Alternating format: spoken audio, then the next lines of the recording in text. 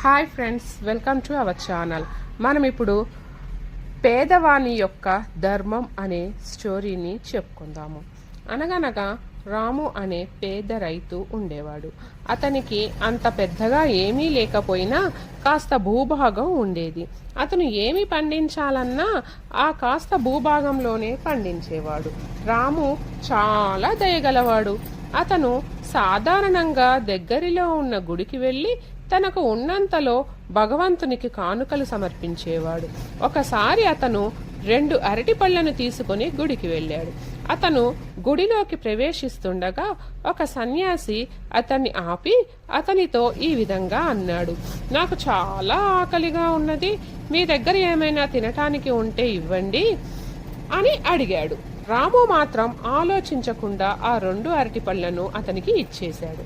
సన్యాసి రాముని ఈ విధంగా అడిగాడు, ఇప్పుడు మీరు భగవంతునికి ఏమి సమర్పిస్తారు? అందులకు రాము ఈ విధంగా సమాధానం ఇచ్చాడు, ఒకవేళ ఆ 2 అరటి పళ్ళు మీ ఆకలిని తీర్చినట్లయితే అదే నేను భగవంతునికి చేసిన సేవ అని అనుకుంటాను. రాము చెప్పిన సమాధానం విని సన్యాసి చాలా సంతోషపడ్డాడు.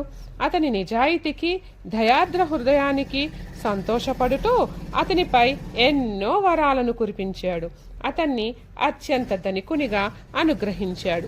అయినప్పటికీ రాము తన సేవా కార్యక్రమాలను స్వచ్ఛందంగా చేస్తూనే ఉన్నాడు. నీతి: నిజాయితీ వలన మంచితనం అలవరపడుతుంది. Thank you friends.